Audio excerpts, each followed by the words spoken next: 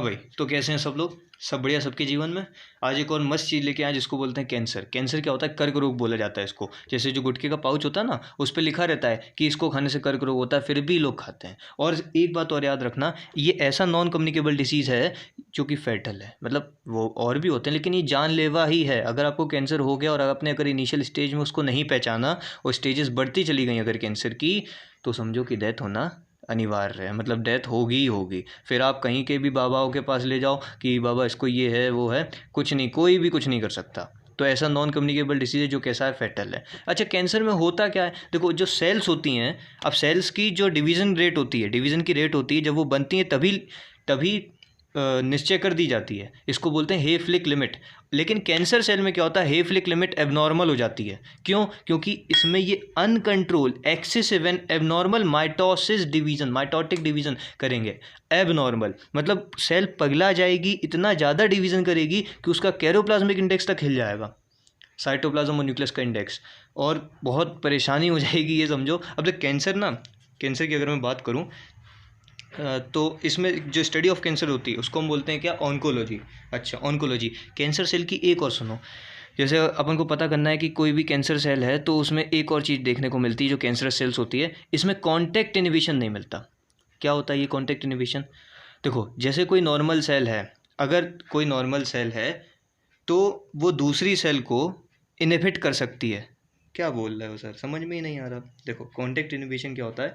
जो normal cell है उनके पास एक प्रॉपर्टी होती है कॉन्टैक्ट इनहिबिशन की, जिससे वो क्या कर सकती हैं? इनहिबिट कर सकती हैं अनकंट्रोल ग्रोथ। जैसे कैंसर सेल में क्या होता है? अनकंट्रोल माइटोटिक डिवीजन हो जाता है, जिससे 1 से 2, 2 से 4 बहुत ज़्यादा स्पीड में होता है। लेकिन कैंसरस सेल्स में क्या होता है? जो कैंसरस सेल्स होती हैं इनमें कॉन्टैक्ट इनहिबिशन की प्रॉपर्टी खत्म हो जाती है, तभी तो वो अनकंट्रोल माइटोटिक डिवीज़न करती जाती हैं, जिस वजह से एक ट्यूमर बन जाता है। अच्छा, तो कैंसर सेल्स में क्या चीज़ नहीं मिलती? कॉन्टैक्ट इनहिबिशन नहीं मिलता। अगर कॉन्टैक्ट इनहिबिशन मिल रहा होता तो इतने ज़्यादा सेल्स हुई ना डिवीज़न कर पाती, इतने सारे माइटोटिक डिवीज़न हो ही नहीं पाते। माइटोटिक डिवीज़न नहीं होते तो क्या ट्यूमर बन पाता? अरे बोल आया ना। अब देखिए, मैंने ट्यूमर की अगर बात छेड़ी है तो ट्यूमर को भी अपन देख लेते हैं। जो ट्यूमर्स होते हैं वो 2 तरीके के होते हैं। अच्छा, एक होता है जो घातक नहीं होता, जिसको हम बोल सकते हैं, एक होता है बेंजाइन, हाँ, बेंजाइन। और एक होता है मेलिग्नेंट, ठीक है। अब देख, मेलिग्नेंट घातक क्यों होता है ना? देखो, ये तो स्टैटिक होता है। जैसे मान लो किसी की बॉडी पे, हाथ में अगर बेंजाइन ट्यूमर हो गया तो वो स्टैटिक रहेगा, मतलब वो झड़ेगा नहीं और दूसरे ऑर्गन्स या फिर कह लो हमारी बॉडी में जाएगा नहीं। परंतु मेलिग्नेंट में क्या होता है ना, ये मोशन करता है। मोशन बोले तो यहाँ लॉज ऑफ मोशन लगाएंगे क्या? नहीं भाई, यहाँ मोशन लगेगा। मोशन कैसे? जो सेल्स होंगी, जो हमारे कैंसरस सेल्स है, उसमें से कुछ सेल्स रप्चर होके पूरे ऑर्गन में चली जाएंगी, मतलब पूरी बॉडी के ऑर्गन में मेटास्टेसिस होगी। इसको हम देखो, कैंसर सेल का झड़ना और दूसरे ऑर्गन में जाना, इस प्रॉपर्टी को हम क्या बोलते हैं? मेटास्टेसिस। और मेटास्टेसिस बहुत घातक चीज़ होती है। तो अगर क्वेश्चन पूछ दे what do you mean by metastasis, तो बस कैंसर सेल्स का झड़ना उसकी ओरिजिन से और दूसरे कोई भी ऑर्गन के पास चले जाना, उसको हम मेटास्टेसिस बोलते हैं। मेटास्टेसिस बहुत जगह पे होता है, हमारी बोन्स में होता है, जिस वजह से सार्कोमा का कैंसर होता है, हमारे एपिथेलियल टिश्यू में होता है, हमारे ऑर्गन्स में होता है, लंग्स में हो जाता है, लिवर में हो जाता है। ऐसे ऐसे पेशेंट्स होते हैं, जैसे जो हमारे एब्डोमेन में हम लोग जब ऐसे उनको दबाते हैं तो स्टोन जैसा दिखता है, क्योंकि जो लिवर है वो पूरा पत्थर बन चुका है ट्यूमर से। इतनी ज़्यादा मेटास्टेसिस हुई। अब वहाँ पे जब ये मेटास्टेसिस हुई, जो कैंसर सेल्स दूसरे ऑर्गन में जाएंगी, वहाँ पे भी वो क्या करेंगी? अनकंट्रोल माइटोटिक डिवीजन, जिससे क्या ट्यूमर और ज़्यादा बढ़ेगा। समझ रहे हो कि नहीं समझ रहे हो? ओवरीज तक में मेटास्टेसिस हो जाती है भाई लोग। तो हमारे ट्यूमर जो है वो 2 तरीके के हो गए, एक तो बेंजिन और एक मेलिग्नेंट। बेंजिन में क्या होता है? आदमी बच जाता है, क्योंकि ये स्टैटिक है ना, एक ही जगह पे रहेगा, वहीं पे बढ़ेगा, वहाँ पे आप काटते जाओ, मतलब वही सर्जरी करके हटाते जाओ। और मेलिग्नेंट में क्या है? अब आप पता ही नहीं कर सकते कि कहाँ मेटास्टेसिस हो गई। मान लो किसी को, एग्जांपल ले रहे हैं, किसी को हाथ में था, उसने सोचा कुछ नहीं यार, ये तो हो रहा होगा कुछ, सबको आजकल होने लगा है, तो उन्होंने ध्यान नहीं दिया। अब क्या हुआ? धीरे धीरे मेटास्टेसिस अगर उसकी हो गई होगी, और अगर मेटास्टेसिस लंग्स में हो गई तो लंग्स फंक्शन ही नहीं करेंगे, मतलब नॉन फंक्शनल हो जाएंगे। अगर लिवर में हो गया होगा तो लिवर, ऐसे ऐसे पेशेंट्स होते हैं इनके 75% लिवर में मेटास्टेसिस हो चुकी है और पूरा लिवर पत्थर जैसा हो जाता है, और लिवर 25% पे जिंदा रहते हैं।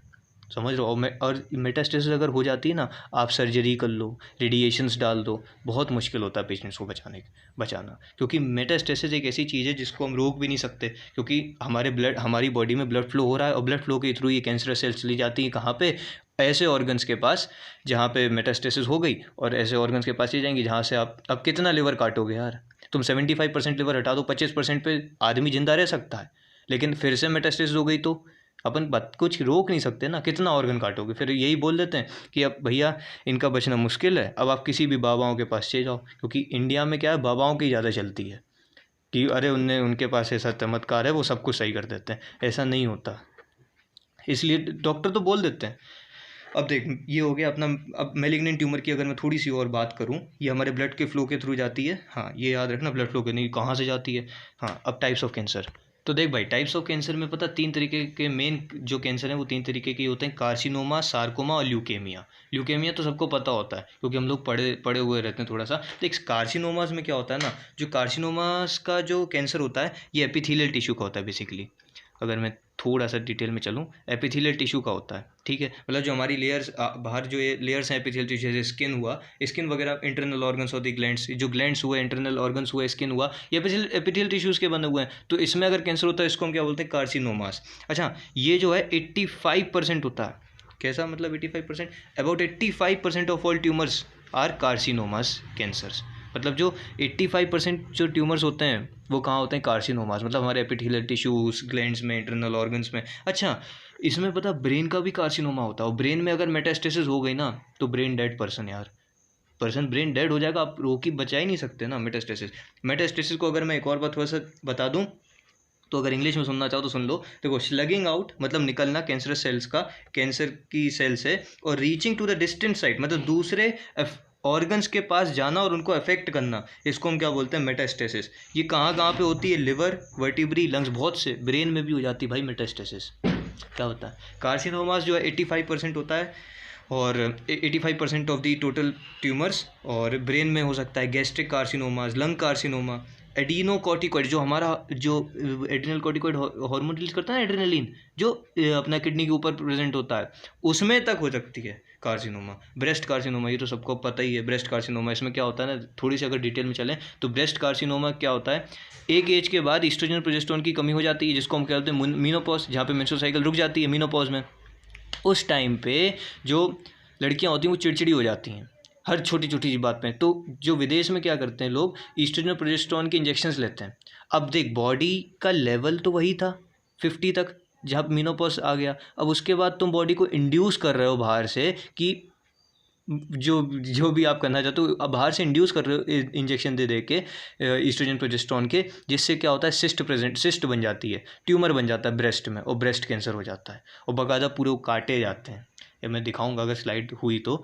फिर उसके बाद सार्कोमा में क्या होता है, सार्कोमा जो है मीजोडर्मल ओरिजिन, मतलब कि मीजोडर्मल मतलब बोन, फैट, कार्टिलेज का जो कैंसर होता है उसको हम क्या बोलते हैं, सार्कोमा। तो लिख लो, मीजोडर्मल जो टिश्यूज़ होते हैं, मीजोडर्मल टिश्यूज़, जैसे कि कार्टिलेज हुआ, फैट हो गए, और अपना बोन्स हुई, मसल्स हुई, ये इन सब में अगर होता है कैंसर तो इसको हम बोलते हैं सार्कोमा। ल्यूकेमिया ब्लड कैंसर होता है, इसमें कुछ नहीं होता। देख, सिंपल सी बात है, हमारा जो WBC का काउंट होता है वो 1 लाख के ऊपर चला जाता है, और जैसे ही वो 1 लाख को क्रॉस करेगा बॉडी ऑर्गन पूरे निपट जाएंगे।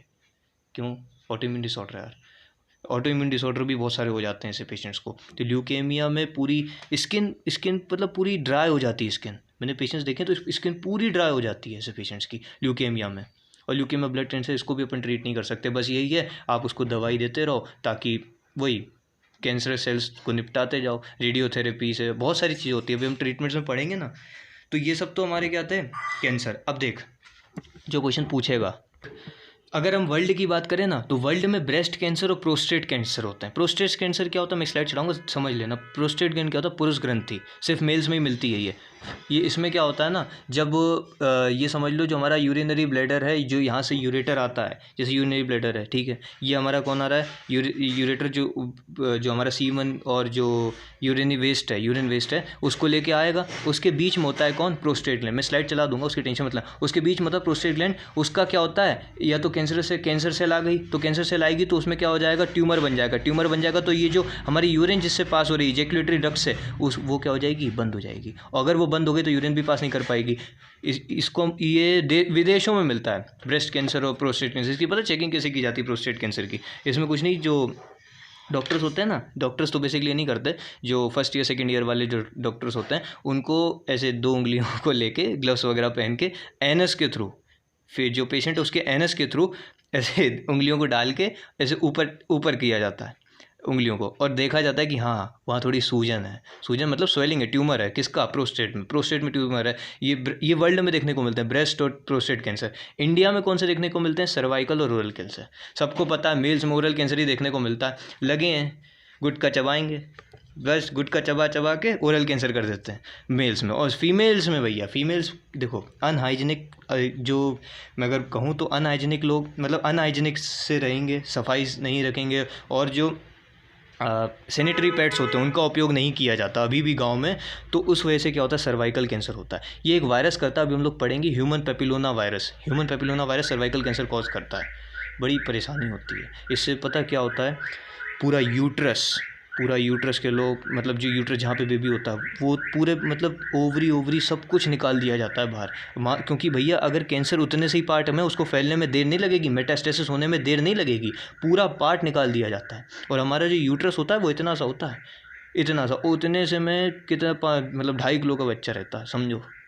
तो इंडिया में हमें कौन कौन से देखने को मिलते हैं, cervical cancer in females and oral cancer in male, India में। और ल्यूकेमिया भी याद रखना, ल्यूकेमिया तो याद हो जाता है, ब्लड कैंसर होता है, सब यही कहते हैं। उसके बाद अगर मैं मैकेनिज्म बताऊं बॉडी ग्रोथ की, देख एक सेल थी, ठीक है, एक सेल थी, ठीक है, हाँ तो थी ना, तो हम क्या करें, एक सेल थी, वो डिवीज़न करती थी तो 2 सेल्स बन जाती थी, ठीक है, 2 सेल्स बन रही थी। अब क्या हुआ, कैंसरस सेल्स में क्या हुआ, एक जीन होती है प्रोटो ऑन्कोजीन इसको इंड्यूस कर देगी। अच्छा, फिर क्या होगा, अरे प्रोटो ऑन्कोजीन अगर आई तो नॉर्मल सेल से ऑन्कोजेनिक सेल्स बन जाएंगी, मतलब कैंसरस सेल्स बन जाएंगी। और कैंसरस सेल्स बन गई तो पता है अनइवन माइटोटिक डिवीजन, सेल पगला जाएगी, इतनी बार डिवाइड कर जाएगी कि क्या कहें, अगर प्रोटो ऑन्कोजीन प्रेजेंट है तो। और नॉर्मली अगर हमारी सेल्स में क्या होता है, हमारी सेल्स में क्या होता है कि ऐसे बहुत से ट्यूमर सप्रेसर जीन्स होती हैं जो हमेशा एक्टिव रहती हैं। अब मान लो किसी की जेनेटिक्स की अगर मैं बात करूँ, थोड़ा सा अगर मैं उसमें घुसूँ, तो कुछ जैसे कि किसी के पेरेंट्स को है तो उसके बच्चे में इनहेरिट होने के चांसेस थोड़े से ज़्यादा होते हैं कैंसर के, थोड़े ज़्यादा, मैं ज़्यादा नहीं बोला, थोड़े से ज़्यादा। तो इसमें क्या होता है, हमारी बॉडी में सब में प्रेजेंट होता है कि ट्यूमर सप्रेसर सेल्स होंगी, ट्यूमर सप्रेसर जीन होंगी, जिससे क्या होगा, ट्यूमर नहीं बन पाएगा, ऑन्कोजीन में कन्वर्ट नहीं हो पाएंगी हमारी सेल्स। लेकिन क्या करें यार, नॉन कम्युनिकेबल और सबसे ज़्यादा घातक डिसीज़ है कैंसर। प्रोटो ऑन्कोजीन आएगी और जो हमारी नॉर्मल सेल होगी उसको कैंसर सेल में बदल के चली जाएगी। और कैंसर सेल को अगर आप जल्दी पैदा कर लोगे तो बढ़िया है, नहीं तो अगर मेटास्टेसिस हो गई, स्टेजेस बढ़ गए तो भाई मौत ही होती है। देखो मैं डरा नहीं रहा, लेकिन क्या है ना, आपको पहले उसको पता करना पड़ता है। जैसे युवराज सिंह जी के केस में, और कैंसर की जो दवाइयाँ होती हैं उसका इलाज वो भी बहुत ज़्यादा घातक होता है। क्योंकि आपने देखा होगा अगर युवराज सिंह जी को, तो उनका जब वो पूरा ट्रीटमेंट हुआ था तो उनके पूरे बाल सब एकदम दुबले पतले हो गए थे, बाल सब झड़ जाते हैं, इतनी ज़्यादा हार्ड होती हैं। अभी हम पढ़ेंगे ना ट्रीटमेंट में।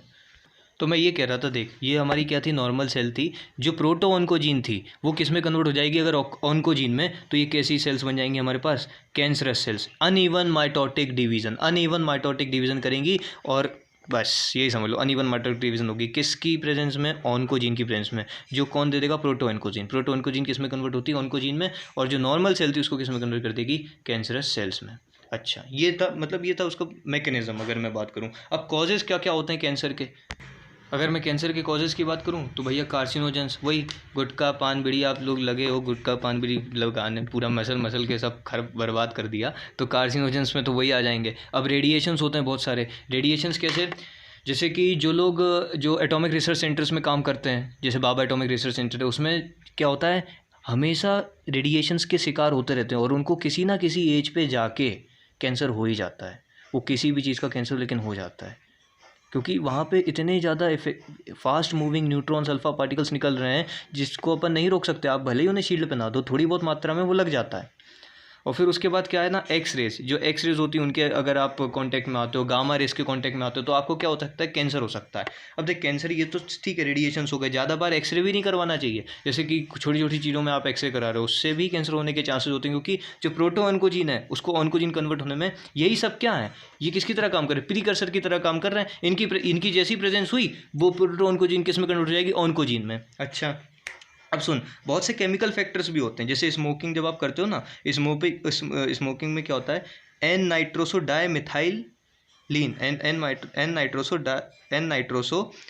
नाइट्रोसो डाई मिथाइलिन, ये स्मोकिंग में प्रेजेंट होता है बेंजोपायरेन के नाम से, पॉलीसाइक्लिक हाइड्रोकार्बन, जो कि एक मतलब कह लो कार्सिनोजन है। और हार्मोनल इम्बेलेंस मैंने पहले ही बताया कि मीनोपॉज में ईस्ट्रोजन प्रोजेस्टेरोन की अगर आप इंजेक्शंस ले रहे हो तो ब्रेस्ट कैंसर होने के बिल्कुल चांसेस होते हैं।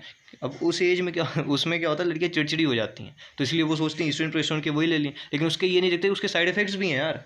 और हार्मोनल इम्बेलेंस हो गया, फिर फिजिकल फैक्टर्स भी होते हैं, जैसे कि किसी की जीभ, जैसे किसी किसी के दांत पता बहुत ज़्यादा पेने होते हैं, जो हमारे कैनाइंस होते हैं ना, कैनाइंस, उन कैनाइंस किसी किसी के बहुत ज़्यादा पेने होते हैं। और मान लो अगर वो जीभ कट गई, मतलब जीभ अब खाते खाते कोई जीभ कट गई, तो क्या हुआ, वो सेल कैंसर सेल में बदल सकती है। सब में नहीं होता, फिर वही बात, मैं सब में नहीं होता, किसी किसी की बात चल रही है। ऐसे बहुत से लोग होते हैं जिनको हल्का सा कट लग जाता है जीभ में और वो जो पूरी जीभ निकालनी पड़ती है।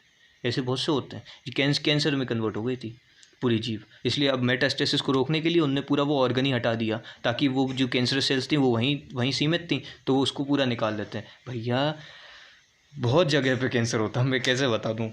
और वायरसेस से भी होता है, मैंने आपको बताया था वायरसेस की, यहाँ से क्वेश्चन पूछा है और यहाँ से पूछ भी सकते हैं, तो लिख लेना। वायरसेस में याद रखना, जो हमारे इंडिया में होता है वो कौन सा है, सर्वाइकल कैंसर, जो कि किससे होता है, ह्यूमन पेपिलोमा वायरस। हम इसका देखेंगे कि हम इसको कैसे पहचान सकते हैं कि किसी को कैंसर है कि नहीं है, वो भी बहुत मजेदार चीज़ है, भी देखते हैं। तो देखो, ह्यूमन पेपिलोमा वायरस किसको कॉज करता है, सर्वाइकल कैंसर। एक होता है EBV, एपिस्टीन बार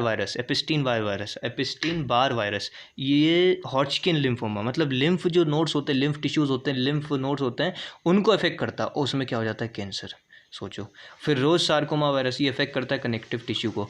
इसलिए भैया सादा जीवन उच्च विचार, बाहर की चीज़ों को ध्यान ज़्यादा ना दो। और अगर हम डिटेक्शन की बात करें कि आपको कैसे डिटेक्ट करोगे कि किसी को कैंसर है कि नहीं, तो उसके कुछ टेस्ट हैं, वो मैं लिखता हूँ। देख भाई, अगर डिटेक्शन की बात करूँ ना, तो डिटेक्शन में सबसे पहला जो है वो ब्लड एग्जामिनेशन है। अगर आप ब्लड एग्जामिनेशन करोगे तो आपको किसका पता चल जाएगा, ल्यूकेमिया, कि भैया अगर WBC काउंट ज़्यादा होगा तो ब्लड कैंसर होने के चांसेस होंगे। अच्छा, फिर बायोप्सी में क्या होता है, इसमें कुछ नहीं किया जाता। बायोप्सी में क्या करते हैं, एक छोटी सी पीस की, मतलब जो सस्पेक्टेड टिश्यू है जिसमें हमें लग रहा है कि भाई कैंसर सेल्स हैं जो कि अनमाइटोटिक ग्रोथ कर रहे हैं, माइटोटिकली ग्रोथ कर रहे हैं एबनॉर्मल तरीके से, तो उसको हम थोड़ा सा निकाल लेते हैं और माइक्रोस्कोप के अंदर देखते हैं। इसको हम हिस्टोपैथोलॉजिकल स्टडी भी बोलते हैं, किसको, बायोप्सी को। FNAC से थोड़ा सा याद रखना कि फाइन निडल एस्पायरेशन साइटोलॉजी। अच्छा, इसमें क्या किया जाता है, जो हमारा फ्लूइड होता है, जैसे ये बेसिकली ब्रेस्ट कैंसर के लिए किया जाता है। ब्रेस्ट कैंसर में क्या होता है, ट्यूमर है, तो उसको हम थोड़ा सा, उसको जो फ्लूइड है, उसमें सेल्स भी तो आ ही जाएंगे ना छोटे फ्लूइड में, तो उसको हम थोड़ा सा निकाल लेंगे और फिर उसको एग्जामिन करेंगे। अगर कैंसर सेल होंगी तो पता चलेगा कि हाँ भाई अनमाइटोटिक डिवीजन कर रहे हैं ये लोग एबनॉर्मल रेट से। ये याद रखना। पेपर स्मेयर क्या होता है ना, ये सर्वाइकल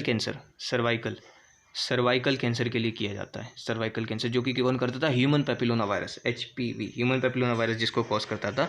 इसमें क्या किया जाता है अब, लेकिन पता ये लोग कराते नहीं हैं। अपने देश की अगर मैं बात बताऊं, दूसरे विदेश में जो लोग हैं वो तो करा लेते हैं। अपने देश में क्या कहते हैं, हम नहीं कराएंगे, हमारी बेटिया थोड़ी ना कचौती की दिक्कत है। इसमें क्या किया जाता है, इसमें जो पेशेंट होता है, बेसिकली फीमेल्स ही होंगी, तो इसमें जो पेशेंट होता है,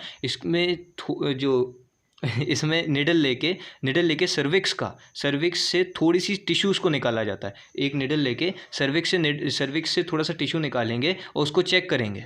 उसको फिर देखेंगे कि भाई क्या इसमें अनमाइटोटिकली ग्रोथ हो रही है, क्या कैंसरस सेल्स हैं, और अगर होती हैं तो पता चल जाता है।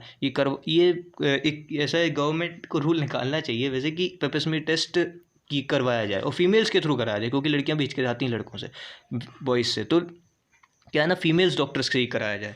Cervical cancer. अब सुन, एक और सुन, मेरी बात सुनते जा। जैसे अब ये तो हमने पढ़ लिया, अब अगर इंटरनल ऑर्गन हुआ, इंटरनल ऑर्गन कहाँ, लिवर, लंग्स, तो वहाँ से थोड़ी ना अपन निडल निकाल सकते हैं। तो इंटरनल ऑर्गन के लिए क्या किया जाता है, इंटरनल ऑर्गन के लिए एमआरआई है, सीटी स्कैन है, इन सब का हम उपयोग करते हैं। और कभी कभी एक्सरेज का भी उपयोग करते हैं कैंसर सेल को पता करने के लिए कि कहाँ पे, इंटरनल ऑर्गन्स में। इंटरनल ऑर्गन्स पता, एक एनसीईआरटी में लिखा है, अगर आपने एनसीईआरटी पढ़ी है तो एनसीईआरटी लिखता है कि इन सम हिली एरियाज, अब वो हिली एरियाज क्या है ना पता, हिली एरियाज मतलब कि जो कश्मीर की बात चल रही है, कश्मीर के पीपल कंगड़ी, उनको कंगड़ी कैंसर होता है। कंगड़ी कैंसर क्यों होता है, वो लोग क्या करते हैं, गर्म भट्टी जो होती है ना, उसको बॉडी के अंदर, मतलब बॉडी के टिश्यू को डायरेक्टली हीट प्रोवाइड करते हैं। नहीं समझ रहा यार, सुनो मैं क्या बोल रहा हूँ कि कंगड़ी होती है, जैसे मान लो ये मेरी बॉडी है और कंगड़ी गर्म कंगड़ी, उसको बॉडी से अटैच कर लेंगे और उसके ऊपर कपड़े पहन लेंगे ताकि वो बॉडी उनकी गर्म बनी रहे। अब एक्सेसिव हीट अगर आप प्रोवाइड कर रहे हो बॉडी को, बॉडी में क्या है, सेल्स हैं, अब सेल्स को आप एक्सेसिव हीट प्रोवाइड कर रहे हो बहुत लंबे ड्यूरेशन के लिए लगातार, तो बॉडी की सेल्स चेंज होंगी जिससे वो कन्वर्ट हो सकती हैं किसमें, कैंसरस सेल्स में। तो कश्मीर के लोगों में कंगड़ी कैंसर देखने को मिलता है। अच्छा, कंगड़ी कैंसर स्किन का ही होता है बेसिकली, वो नहीं, कहाँ भैया, स्किन का ही होता है, एपिथेलियल वाला, कार्सिनोमा। पढ़ा था कि नहीं पढ़ा था अभी। अब ट्रीटमेंट की बात की जाए तो देख, ट्रीटमेंट वही है, लिखते हैं अपन।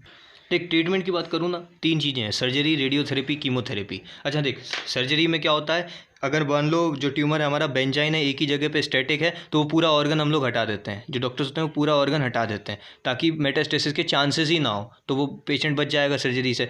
लेकिन किस में, बेंजाइन ट्यूमर्स में।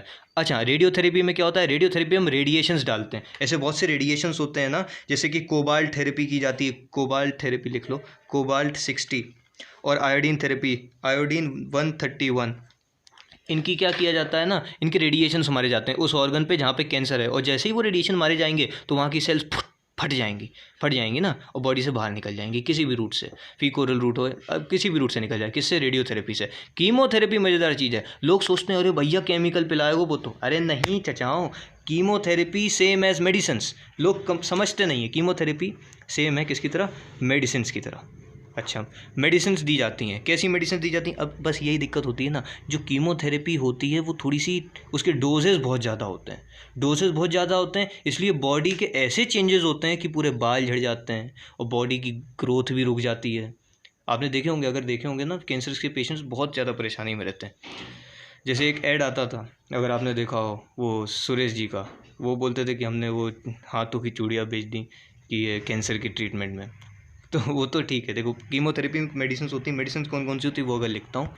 अच्छा, तो हम लोग कीमोथेरेपी की बात कर रहे थे। कीमोथेरेपी सिंपल है मेडिसिन के थ्रू। तो मेडिसिन में क्या करते हैं, विनक्रिस्टिन हुआ, विनब्लास्टिन हुआ, टेक्सोल, ये सब मेडिसिन होती हैं, ये दी जाती हैं। इनका डोजेज थोड़ा सा ज़्यादा रहता है, मैं बोल रहा हूँ, इसलिए वो बॉडी के थोड़े से चेंजेस हो जाते हैं, ग्रोथ रुक जाती है और बाल झड़ जाते हैं। तो विनक्रिस्टिन और विनब्लास्टिन की अगर मैं बात करूँ तो ये हमें खरपतवार, वीड से मिलती है। कौन सी, कैनेंथ्रोपस रोजेसिस से मिलती है। और टेक्सोल हमें मिलती है टेक्सस बकाटा से। अब सुन, जब कैंसर का जो ट्रीटमेंट होता है ना, इनिशियल स्टेज में थोड़ी ना आप इतना लेवल दे दोगे, तो जब मतलब मान लो एक मतलब जो स्टेजेस हैं कैंसर की वो थोड़ी सी ज़्यादा हैं, तो वो क्या करते हैं, कीमोथेरेपी, रेडियोथेरेपी दोनों एक साथ देते हैं। अब दोनों अगर एक साथ दोगे तो ज़्यादा इफेक्टिव होगी। अब यहीं पे पता, लोग झेल नहीं पाते क्योंकि इतनी ज़्यादा इसकी वो कह लो पावर होती है, तो बहुत से लोग तो ऐसे ही निपट जाते हैं। वो कैंसर से तो निपटते हैं, साथ साथ टेंशन के साथ भी निपटते हैं, खर्चा अलग हो रहा है, और इनका डोजेस बहुत ज़्यादा होता है कीमोथेरेपी का। और रेडियोथेरेपी में तो कुछ नहीं, रेडिएशंस डालते जाते हैं और उसको सेल्स को निकालते जाते हैं। इसमें ये हाँ, और नॉर्मल सी बात है, नॉर्मल सेल्स जो हमारी हैं वो भी इफेक्ट होंगी कैंसर जब आप रेडिएशंस मारोगे तो। अच्छा, अब एक और चीज़ सुन कि जो हम लोग टेक्निक का इस्तेमाल करते थे ना डिटेक्शन के लिए कैंसर का, उसमें एक और अभी जो नई आई है उसको बोलते हैं एंटीबॉडी टेस्ट। अच्छा, एंटीबॉडीज़ मतलब इसमें मोनोक्लोनल एंटीबॉडीज़, मोनोक्लोनल मतलब एक ही एंटीजन पे इफेक्टिव। अब यहाँ पे हमारा एंटीजन कौन है, कैंसरस सेल्स। अगर समझ में आया तो अच्छी बात है, कैंसरस सेल्स है एंटीजन, तो मोनोक्लोनल एंटीबॉडीज़ दी जाती हैं। अच्छा, और अगर कोई सर्टेन स्पेसिफिक एंटीजन होगा तो कैंसर डिटेक्ट हो जाएगा कि हाँ भाई इसको कैंसर है। इतनी ज़्यादा भी यूज़फुल है नहीं हमारे लिए, वैसे तो हम लोग उसी से करते थे कि सीटी स्कैन, एमआरआई और डिटेक्शन करेंगे कैसे, ब्लड टेस्ट से, बायोप्सी, और वही ये पूरा लेक्चर ना सुनो तो और ज़्यादा मज़ा आएगा। अब एक और होती है इम्यूनोथेरेपी। इम्यूनोथेरेपी में क्या होता है भैया, जो इसमें कुछ नहीं होता, देख ये डिज़ाइन करी गई थी एक स्पेसिफिक प्रोटीन्स की। अच्छा, अल्फ़ा प्रोटीन्स जो होते हैं ना, alpha proteins, alpha feto proteins, वो अल्फ़ा फीटो प्रोटीन्स एक तरीके के इम्यूनोथेरेपी हैं। वो दिए जाते हैं किसके लिए, ताकि वो हमारा जो इम्यून सिस्टम है वो वापस से एक्टिव हो। मतलब कुछ नहीं, इम्यूनोथेरेपी मतलब इम्यूनिटी से बेस्ड है, इम्यूनिटी से बेस्ड है। अल्फ़ा फीटो प्रोटीन का इस्तेमाल भी किया गया है लिवर कैंसर को ठीक करने के लिए। इसमें हमारी जो इम्यूनिटी है उसको वापस जगाया जाता है कि भैया ट्यूमर बना हुआ है, उसको निपटाओगे नहीं क्या, तो उसको ट्यूमर को निपटाने के लिए एक अल्फ़ा फीटो प्रोटीन नाम का इम्यूनो एजेंट होता है। इम्यूनोथेरेपी में इसका इस्तेमाल किया जाता है। अभी देख कैंसर तो पूरा हो गया। अगर इस बार में इसको 5-10 सेकंड में अपन एक और फिर से ले लेते हैं। फिर कैंसर क्या था कि uneven mitotic abnormal division of a cell, वो सेल पगला जाएगी। अब देख पगलाएगी क्यों, क्योंकि जो प्रोटो ऑन्कोजीन थी वो किस में कन्वर्ट हो जाएगी, ऑन्कोजीन में। ठीक है, कैंसर सेल्स जब होती है तो डिस्टर्बेंस कहाँ कहाँ होता है हमारे सेल में, तो देख 3 जगह डिस्टर्बेंस होगा कैंसर सेल। अब कैंसर अगर हो जाता है तो हमारी जो सेल्स हैं उसमें 3 जगह दिक्कत होगी। सबसे पहला हमारा है हेफलिक लिमिट। मैंने आपसे बोला था मैं आखिरी में बताऊंगा। तो हेफलिक लिमिट क्या होता है, ये डिटरमाइन करता है नंबर ऑफ सेल डिवीज़न जो सेल करेगी। जैसे ही सेल बनती है उसका डिवीज़न पहले ही हेफलिक लिमिट के थ्रू क्लियर कर दिया जाता है। लेकिन कैंसर सेल में ये पूरा ख़त्म हो जाता है हेफलिक लिमिट, और जो सेल है वो अनइवन माइटोटिक डिवीज़न करती जाती है। और दूसरा होता है कॉन्टैक्ट इनहिबिशन। जो कैंसरस सेल्स होती हैं वो कॉन्टैक्ट इनहिबिशन भूल जाती हैं कि दूसरी सेल को भैया बता दो कि हमारे अंदर कोई दिक्कत है तो आप भी चले जाओ। इसको बोलते हैं इंटरफेरॉन्स क्या होते हैं, जैसे ही सेल को पता चला, जैसे वायरस के लिए बेसिकली होता है कॉन्टैक्ट ये इंटरफेरॉन्स का बनना। जैसे ही मान लो HIV की अगर मैं बात करूँ, HIV में क्या होता है, जैसे वायरस किसी भी सेल में जाएगा, किसी भी सेल में चला गया तो वो इंटरफेरॉन्स रिलीज़ करता है। इंटरफेरॉन्स रिलीज़ करेगा जिससे दूसरी सेल्स जो हैं वो अलर्ट हो जाएं कि भैया वायरस ने हाईजैक कर लिया मुझे, तुम लोग बच जाओ। अब वो बचेंगे कैसे, वो ऐसे प्रोटीन्स बनाएंगे कि जो रिवर्स ट्रांसक्रिप्शन हो रहा है ना सेल का, अरे यार नहीं समझ रहे, जो DNA वायरस का जो रिवर्स ट्रांसक्रिप्शन हो रहा है वापस DNA बनाने के लिए mRNA का, उसको रोक दें। लेकिन नहीं रोक पाते क्योंकि वो उस समय तक कैंसर जो हमारे एड्स के पेशेंट्स में HIV का वायरस बहुत ज़्यादा हो जाता है। अब इंटरफेरॉन्स तुमने बनाए बहुत सेल्स पे, वो नहीं जा पाता। ठीक है, कॉन्टैक्ट इनहिबिशन। तीसरी चीज़ क्या होती है, तीसरी चीज़ होती है P53 जीन। P53 जीन ये भैया अरेस्ट हो जाती है। मतलब ये अरेस्ट हो जाएगी तो सेल्स जो हैं वो अनइवन माइटोटिक डिवीज़न शुरू कर देंगी और रुकेंगी नहीं, और डिवीज़न करती चली जाएंगी। ये पूरा कैंसर था। थोड़ा सा मतलब इसमें जो है आप सुनो ना, 2 बार सुनना, थोड़ा और मज़ा आएगा, समझ में आएगा कि हम लोग बात क्या कर रहे थे। लिखने का ज़्यादा कुछ नहीं है, समझ लोगे तो भी याद रह जाता है जीवन भर, बस यही है। और सार्कोमास में मैंने बता दिया था हमारा कनेक्टिव एपिथेलियल टिश्यू में होता था, और कार्सिनोमास हमारा होता था एपिथेलियल टिश्यू में। सार्कोमास हमारा बोन, फैट, मेसोडर्मल वाले ओरिजिन्स जो थे और टिश्यूज उनमें, और जो ल्यूकेमिया था वो ब्लड कैंसर था। बस यही है।